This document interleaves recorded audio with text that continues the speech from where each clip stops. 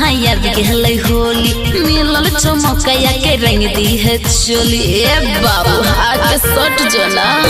सुन रहे मजनुआ याद के हलै होली मिलल चमकैया के रंग दी है चोली सोइया तोहर दिल्ली गेलो ससुर तोरा अइबोगे सोइया तोहर दिल्ली गेलो ससुर तोरा अइबोगे ऊपर से डालबो रंग हरिहर का नीचे पिचकारी सटइबोगे ऊपर से डालबो रंग हरिहर का नीचे पिचकारी सटइबोगे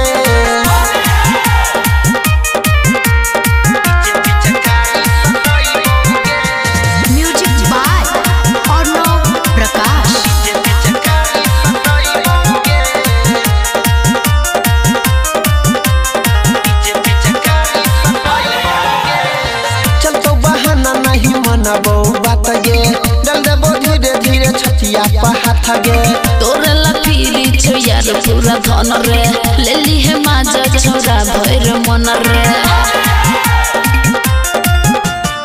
चल तो बहाना नहीं मनबो बात गे डल देबो धीरे धीरे छतिया पर हाथ गे तोरे ला पीरी छो यार पूरा धन रे लेली है माजा छोरा भैर मन रे गरम गरम पुआ बनई है आई के होमे खइबोगे गरम गरम पुआ बनई है आई के होमे खइबोगे ऊपर से डालबो रंग हरिहर का नीचे पिचकारी सटइबोगे ऊपर से डालबो रंग हरिहर का नीचे पिचकारी सटइबोगे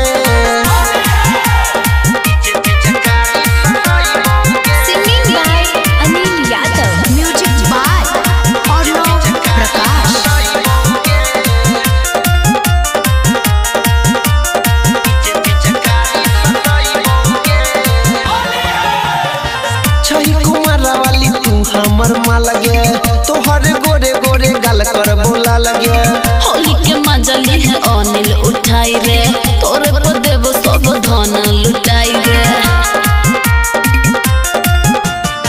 छई कुंवर वाली तू हमर माल गे तोहर गोरे गोरे गाल कर बोला लगे होली के मजा ली है अनिल उठाई रे तोरे पर देव सब धन लुटाई रे होली के गुलाल तोरा अंगे अंग लगइबोगे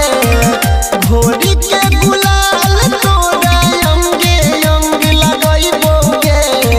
ऊपर से डालबो रंग हरिहर का नीचे पिचकारी सटइबोगे